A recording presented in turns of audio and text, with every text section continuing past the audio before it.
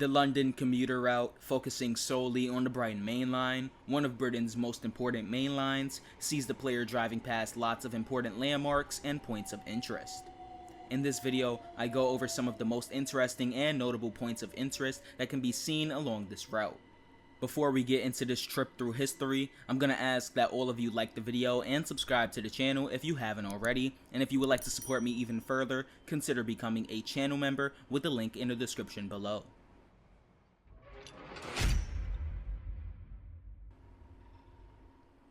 The London Victoria Station, one of the largest and most important rail stations in the UK, was first opened on October 1st, 1860. This portion of the station consisted of the platforms for the London, Brighton, and South Coast Railway, also known as the LB and SCR. This side would later become known as the Southern and Gatwick Express side. The LC and DR and GWR, or the London, Chatham, and Dover Railway and the Great Western Railways, respectively, later opened their own station on August 25, 1862. Over time, the station was reconstructed and refurbished, and in the early 20th century, during World War I, the station was used as the primary station for soldiers both newly drafted and those who were returning from the war. Surprisingly, the station did not suffer much damage from the war, but however, Grosvenor Bridge, which allows the trains to cross the River Thames between Wandsworth and Westminster, was destroyed after an anti-aircraft shell hit a gas main underneath it.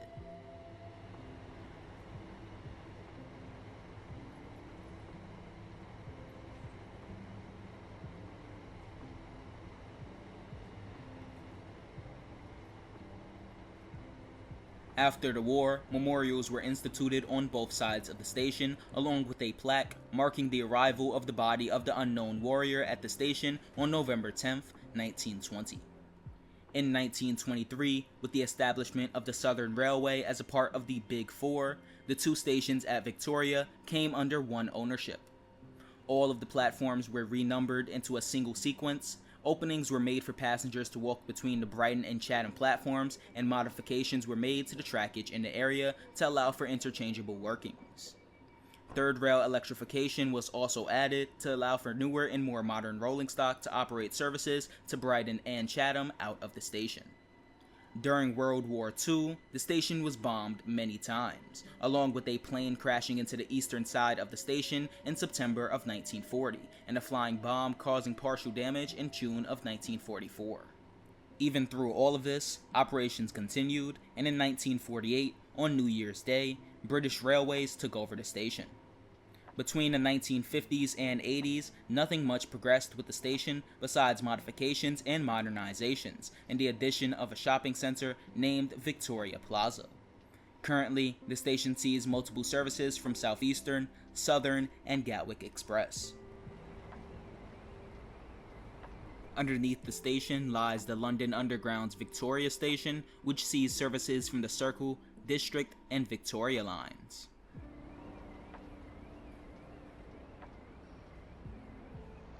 The River Thames, alternatively known as the River Isis, is a river flowing east-west through southern England, going as far west as Kemble and as far east as Southend, passing through London. Stretching over 215 miles, it is the longest river in England and the second longest in the entirety of the United Kingdom, in which the River Severn dwarfs it by only 5 miles. The Thames has had a very interesting history, first being viewed as a major obstacle for Julius Caesar during his 54 BC expedition to Britain, to being used as an open sewer to what we have today, the river, most notable for practically splitting London into two land masses. Many notable bridges allow people to cross the Thames, including Tower Bridge, which is probably the most known and is the bridge with the two towers at either end, Blackfriars Bridge, which carries Thameslink services across the Thames, and the Grosvenor Bridge, which is part of the Brighton Main Line. The river can also be crossed by the Emirates cable car line, which was built in 2012. The Battersea Power Station opened first in the 1930s. It's a fossil fuel power station located in the Nine Elms area of London. The building is one of the largest brick structures in the world and is notable for its Art Deco interior, common for the time it was built. The site consists of 2 power stations, with the first one, Battersea A, being constructed between 1929 and 1935, and the second one, Battersea B, being built between 1937 and 1955, with construction being halted because of World War II. The 2 stations' designs are nearly identical, which leads to the iconic 4-chimney appearance. Battersea A, the first of the 2 to be constructed, was decommissioned in 1975 due to increased operating costs, its age, and other factors, such as the preferred power generation method shifting from coal to oil, gas, and nuclear power. The power station was awarded the Grade 2 listed status, and 3 years later, the B station had closed, almost 30 years after it was first constructed. After the closure of Battersea, there were many different plans of what to do with the site, and while people knew it would be very difficult to carry out any sort of plan due to the building's Grade 2 status, proposals continued to be created. These proposals ranged from a theme park to a skyscraper and a new mixed-use development. The theme park proposal was actually partially carried out, with the roof of the power station being removed in the late 80s, although due to the cost of the project being drastically increased from £35 million to upwards of $200 million, the project was abandoned. In 2007, the site was upgraded from a Grade 2 listed location to a Grade 2 starred, marking it as a building with important historical value. In 2012, the site was put up for sale for the first time, and eventually it was sold to Malaysian developers SP Sedia and Slime Darby for £1.6 billion. The site will be redeveloped, with the finished product planned to have restaurants, office space, residential space, and even some Apple facilities. The redevelopment of the site also includes an extension to the northern line of the London Underground, with the extension including 2 new stations called 9 Elms and Battersea Power Station. This new extension branches off of the line at the Kennington station, with the new tracks having a connection to the Kennington Loop. Clapham Junction, first opened on March 2, 1863, is a major railway station situated in the London borough of Wandsworth. The station serves the London Overground on platforms 1 and 2, South Western Railway on platforms 3 through 11, and Southern on platforms 12 through 17. Gatwick Express also runs through the station, however they don't stop here, and rather run directly from London Victoria to Gatwick Airport.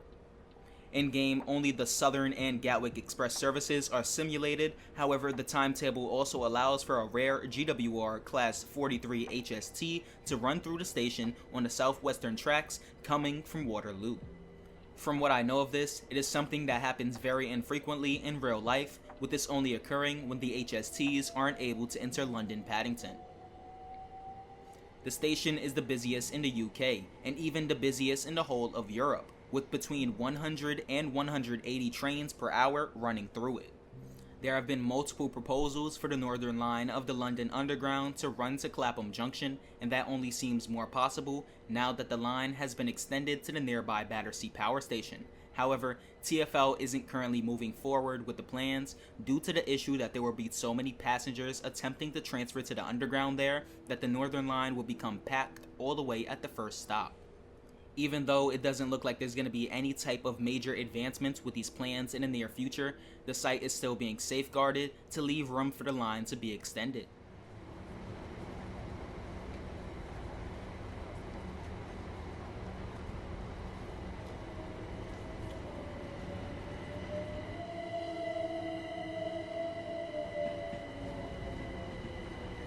Smoking is not permitted in any part of this station or on trains, which includes e-cigarettes.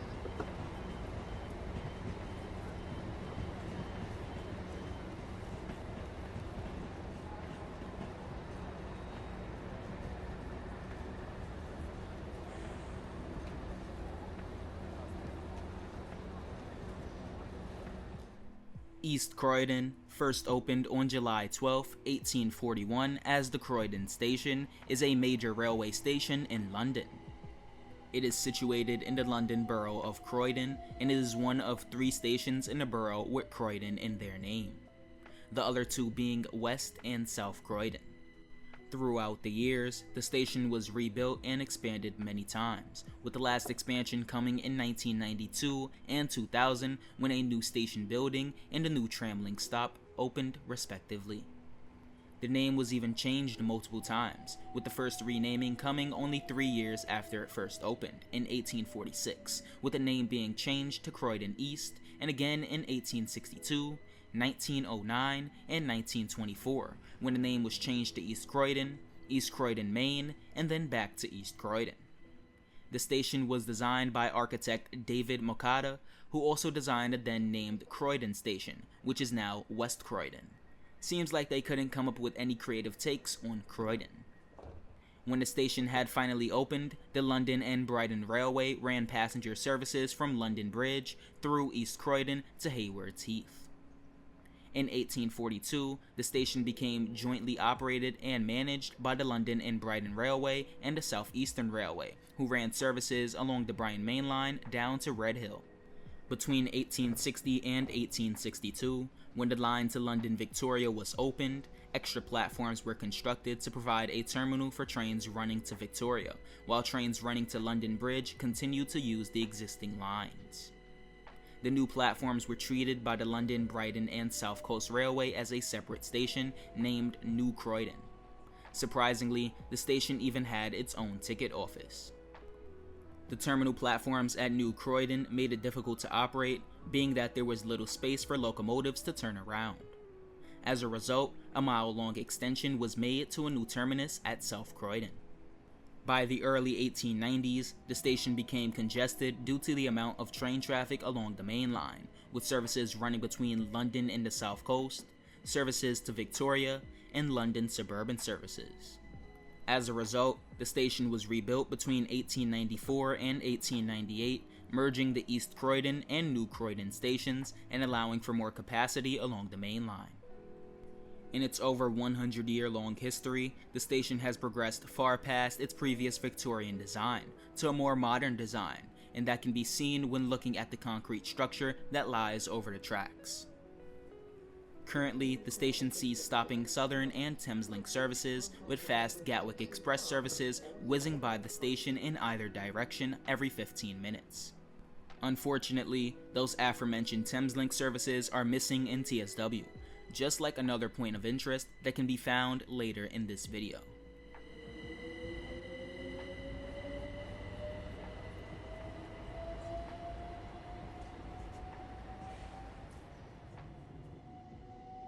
Gatwick Airport, opened in 1933, is a large airport consisting of 2 terminals in the West Sussex County of England.